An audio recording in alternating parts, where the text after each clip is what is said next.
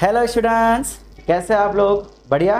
So students, इसके पहले वाले लेक्चर में हमने एक्सरसाइज 14.1 और 14.2 के बारे में देखा था। फ्रीक्वेंसी डिस्ट्रीब्यूशन टेबल क्या होता है, टेली मार्क क्या होता है, ये सारी कहानी हमने उस समय देखी थी। अब बच्चा लोग, आज हम डील करेंगे ग्राफ के साथ। देखिए, एक्सरसाइज सॉल्व तो आप खुद कर सकते हैं। ग्राफ कौन कौन से आपके 9th में है, क्या उनमें बेसिक डिफरेंस है, ये सारी चीज़ें आज हम देखने वाले हैं। ओके,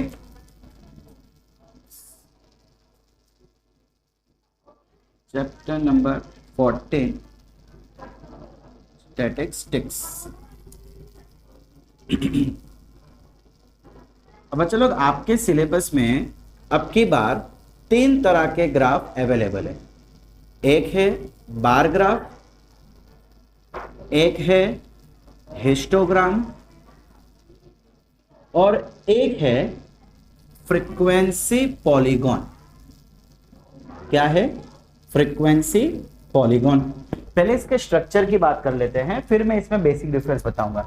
बेटा, बार ग्राफ आपको पता है कैसा रहता है, जो कि बिल्डिंग ब्लॉक्स रहते हैं, है ना। इस टाइप की कुछ चीजें आप लोग पहले भी कर चुके हैं, इसको हम कहते हैं बार ग्राफ। अगर ये जो बिल्डिंग ब्लॉक्स आप चिपका के ड्रॉ करेंगे तो वही बन जाएगा हिस्टोग्राम।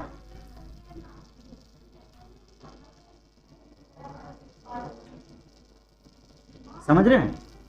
हमने क्या किया, बार ग्राफ ही ड्रॉ किया, लेकिन इस बार ग्राफ को हमने चिपका दिया। सो जब आप बार ग्राफ को एक दूसरे के साथ ज्वाइन करके बनाते हैं, सो उसे हम क्या बोलते हैं? हिस्टोग्राम। एंड बेटा, फ्रीक्वेंसी पॉलीगॉन जो है वो हिस्टोग्राम का एक पार्ट है। अब मैं क्या करूंगा, मान लो कि यही हिस्टोग्राम में फिर से बनाता हूं, सेम हिस्टोग्राम, थोड़ा ऊपर नीचे हो तो माफ करना।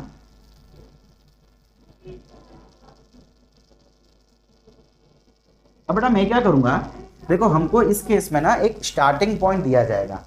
सो वो स्टार्टिंग पॉइंट यहाँ कहीं होगा, जीरो भी हो सकता है, नॉन जीरो भी हो सकता है। फिर मैं क्या करूंगा बेटा, जितने भी आपने ये बिल्डिंग बनाई है ना, इनके मिड पॉइंट को ले लो आप, इनके मिड पॉइंट को, सभी मिड पॉइंट को, और ये मिड पॉइंट को आप सीक्वेंस वाइज ज्वाइन कर लो। अब यहां से फिर से आपको एक एंडिंग वैल्यू दी जाएगी, इसको उस एंडिंग वैल्यू के साथ ज्वाइन कर दो। बड़ा, ये जो ग्राफ बना, अब की बार इसको बोलेंगे फ्रीक्वेंसी पॉलीगॉन। अगर आपको बोला जाए ओनली फ्रीक्वेंसी पॉलीगॉन, तो उसमें इसकी भी जरूर नहीं पड़ती, बिल्डिंग ब्लॉक्स की भी जरूर नहीं पड़ती। यानी कि फ्रीक्वेंसी पॉलीगॉन बिना इन बिल्डिंग ब्लॉक्स के भी बनाया जा सकता है। ठीक है, क्लियर हुआ? तो बड़ा, इस तरह के जो ग्राफ होते हैं उन्हें हम कहते हैं फ्रीक्वेंसी पॉलीगॉन। करना क्या है, कुछ भी नहीं, जो हिस्टोग्राम बनाओगे उसके मिड पॉइंट को आपको ज्वाइन कर देना है, दैट्स इट। ठीक है, अच्छा क्या डिफरेंस है इन तीनों में, कब कौन सा यूज करना है? बेटा देखो, हिस्टोग्राम और फ्रीक्वेंसी पॉलीगॉन तो आप कभी भी यूज कर सकते हैं, मतलब एक ही डेटा के लिए, एक ही टाइप के डेटा के लिए कोई भी यूज कर सकते हैं। अब जनरली बेटा, आपके डेटा जो है ना, डेटा अगर वो अनग्रुप्ड है तो हम बार ग्राफ ड्रॉ करेंगे, और अगर वो ग्रुप्ड है तो उस समय हम हिस्टोग्राम यूज करेंगे। अब अनग्रुप्ड और ग्रुप का मतलब क्या होता है? तो बेटा, इसके पहले वाले लेक्चर में अगर आपको याद हो तो हमने मार्क्स देखे थे, 10 to 20, 20 to 30, 30 to 40, याद आया कुछ? तो बेटा, इस तरह के जो डेटा होते हैं उसको हम ग्रुप डेटा कहते हैं, कि ये ग्रुप हो गया, इस ग्रुप के लिए कुछ फ्रीक्वेंसी, इस ग्रुप के लिए कुछ फ्रीक्वेंसी, इस ग्रुप के लिए कुछ। सो इन्हें हम क्या बोलते हैं? Group frequency. अगर अनग्रुप्ड, अनग्रुप का मतलब, मान लो बेटा, मैं एक एग्जांपल लेता हूं कि अहमदाबाद शहर में नरोडा एरिया में पिछले 10 साल में कितनी बारिश पड़ी थी। पिछले 10 साल यानी कि 2011 में जो बारिश है, रेनफॉल बोल देते कि चलिए 10 सेंटीमीटर क्यूब पड़ी थी। 2012 में, 2012 में बोल देते हैं कि 9.3 सेंटीमीटर क्यूब पड़ी थी। 2013 में बोल देते हैं कि चलिए 8 सेंटीमीटर क्यूब पड़ी थी। अंदाजे से ऐसे ही वैल्यू लिख रहा हूँ। बड़ा, इस समय क्या हो रहा है, देखो ये आपकी फ्रीक्वेंसी हो गई 10, 9.3, ये फ्रीक्वेंसी है। अब ये फ्रीक्वेंसी किसी ग्रुप के लिए नहीं है, एक पर्टिकुलर ईयर के लिए है, या एक पर्टिकुलर चीज के लिए आप कह सकते हैं ना। चलो, इसमें ईयर है, किसी और समय में कुछ और होगा, लेकिन एक ही है। ग्रुप, देखो यहाँ पे ग्रुप बन रहा है, जब ग्रुप डेटा आएगा उसी समय हम हिस्टोग्राम या फ्रीक्वेंसी पॉलीगॉन ड्रॉ कर सकते हैं। लेकिन अगर अनग्रुप डेटा है तो उस समय हम हिस्टोग्राम या फ्रीक्वेंसी पॉलीगॉन ड्रॉ नहीं कर सकते। पॉसिबल ही नहीं है? पॉसिबल है, हम अनग्रुप्ड को भी ग्रुप में कन्वर्ट कर सकते हैं। कैसे कन्वर्ट करना है बेटा, वो आपके अभी सिलेबस में नहीं है, वो नेक्स्ट ईयर 10th में आएगा। सो हम उस चीज में अभी नहीं पढ़ेंगे, ठीक है। अनग्रुप को ग्रुप में कन्वर्ट किया जा सकता है, बट वो तरीका हम नेक्स्ट ईयर सीखेंगे। क्लियर? चलिए बेटा, बार ग्राफ तो आप सबको ड्रॉ करना आता है, मैं आपको हिस्टोग्राम ड्रॉ करना सिखाता हूँ। ये डेटा के लिए जो हमने कल लिया था ना, वैसा ही एक डेटा मैं ले रहा हूँ और उसके लिए मैं आपको हिस्टोग्राम ड्रॉ करके दिखाता हूँ। चलिए ओके। मान लो बच्चा कि हमारे पास ये वाला डेटा दे रखा है। अब इसके लिए हमको ड्रॉ करना है हिस्टोग्राम। देखो ग्रुप डेटा है ना, सो ग्रुप डेटा के लिए हम हिस्टोग्राम ड्रॉ कर सकते हैं। कैसे ड्रॉ करेंगे बेटा, पहले तो आपको ये डिसाइड करना है किसको एक्स पे लेंगे किसको वाई पे।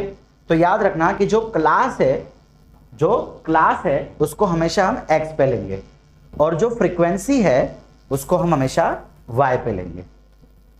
अब जरा ध्यान से देखो, क्लास 0 पे शुरू हो रही है, 0, 10, 20, 50 तक है। सो मैं भी यही ले लेता हूं, जो आपको यहां पे दिख रहा है ना उसी को एक्स एक्सिस पे ले लो। 0, 10, 20, 30, 40 एंड 50।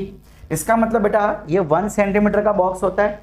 सो 1 सेंटीमीटर को आपने 10 मार्क्स के इक्वल ले लिया है। सो हम यहाँ पे स्केल लिखेंगे, ग्राफ के ऊपर साइड में आप लिखेंगे, राइट साइड कोने पे। मेरे पास वहां जगह नहीं है तो मैं यहां लिख रहा हूं। स्केल एक्स एक्सिस पे 1 centimetre is equal to 10 marks. Clear? अच्छा, अब मैं y की बात करूं तो बड़ा फ्रीक्वेंसी देखो मिनिमम 3 है, मैक्सिमम 9 है। अब मुझे ऐसा चाहिए कि 3 भी आ जावे, सॉरी मैक्सिमम 20 है और 20 भी आ जावे। 2 का गैप ले लो, है ना, 2 का गैप सही रहेगा। 2, 4, 8, सॉरी 2, 4, 6, 8, 10, 12, 14, 16, 18 एंड 20। क्लियर? अब क्या करेंगे, y एक्सिस के लिए स्केल लिख लो बड़ा। y एक्सिस पे ये 1 सेंटीमीटर को आपने 2 स्टूडेंट के बराबर ले लिया। ये क्या है, नंबर ऑफ स्टूडेंट्स है ना, और यहाँ पे 2 का गैप लिया है। So 1 centimetre is equal to 2 students. इस तरीके से स्केल आपको कंपलसरी हर ग्राफ के लिए लिखनी है, चाहे बार ग्राफ हो, चाहे हिस्टोग्राम हो, चाहे फ्रीक्वेंसी पॉलीगॉन हो। अब क्या करेंगे, देखो बेटा 0 से 10 के लिए 3 है, तो 0 से 10 के लिए ये 3 आएगा बीच में, ये फिर 10 से 20 के लिए 11, 10 से 20 के लिए 11, तो ये 11 पे जाओ, 11 यहां पे आएगा।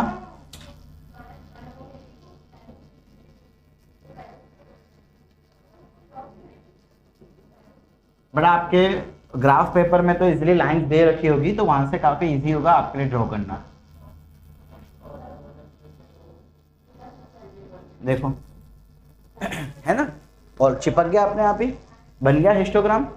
फिर 20 से 30 के लिए 20, 20 से 30 के लिए 20, यानी यहां तक।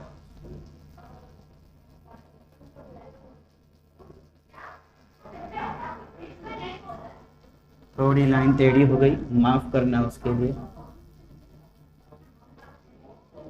ओके, स्केल से अच्छे से आप लोग ड्रॉ करेंगे। क्लियर? फिर 30 से 40 के लिए 7, तो यहां पे 7 आएगा बीच में।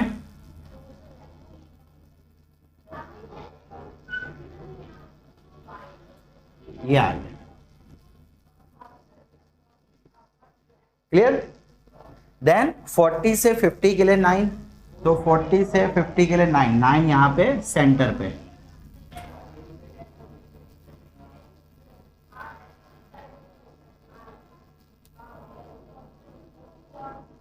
That's it. बस ये बन गया आपका हिस्टोग्राम। ठीक है? अब बेटा अगर आपको मान लो फ्रीक्वेंसी पॉलीगॉन बोला हो, हिस्टोग्राम और फ्रीक्वेंसी पॉलीगॉन दोनों मिक्स में भी हो सकता है, ठीक है। अब सवाल ये उठता है कि स्टार्टिंग कहाँ से करेंगे फ्रीक्वेंसी पॉलीगॉन के लिए। स्टार्ट और एंड ये दो बहुत जरूरी है। देखिए यहाँ पे आप स्टार्ट करेंगे 0 से, बिकॉज मिनिमम कौन सा है 0, मैक्सिमम 50। सो 0 से 50 तक जाना है। अच्छा, ये मिड पॉइंट, ये मिड पॉइंट, ये मिड पॉइंट, सबका आप मिड पॉइंट ले लेंगे, हर किसी का। इसको ज्वाइन कर दो।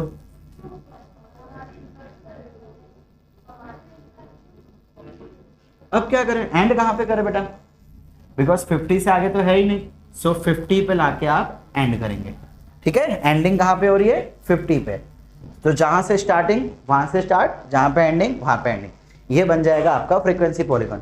अब कई बार आपको सिर्फ फ्रीक्वेंसी पॉलीगॉन बोला होगा, तो उस समय क्या करेंगे बेटा, हम ये जो बिल्डिंग ब्लॉक है ना इसको नहीं बनाएंगे, बट आपके ग्राफ पेपर में तो बॉक्स दिए होते हैं, लाइनें दे रखी होती है, कोई बात नहीं। आप उसका जो 7 है तो 7 का यहाँ पे मिड पॉइंट ले लीजिए, ये 11 है तो 11 का मिड पॉइंट, ये 7 है तो 7 का मिड पॉइंट, जो भी वैल्यू आपको दे रखी हो सिंपली उसका आप मिड पॉइंट, वो बॉक्स का मिड पॉइंट ले लो। वो बॉक्स का कितनी हाइट पे लेना है, तो हाइट तो आपको यहाँ से मालूम पड़ ही जाएगी, ये वाली हाइट। गेटिंग? सो बेटा फ्रीक्वेंसी पॉलीगॉन या हिस्टोग्राम आप इस तरीके से ड्रॉ कर सकते हैं।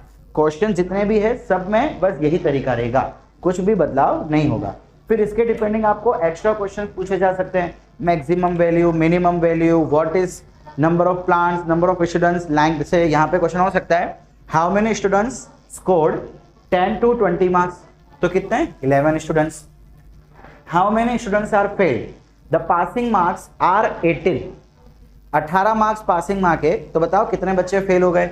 18 से कम कितने हैं 11 + 3 14, तो 14 बच्चे फेल हो गए।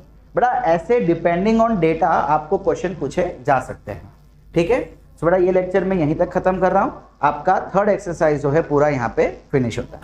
Thank you.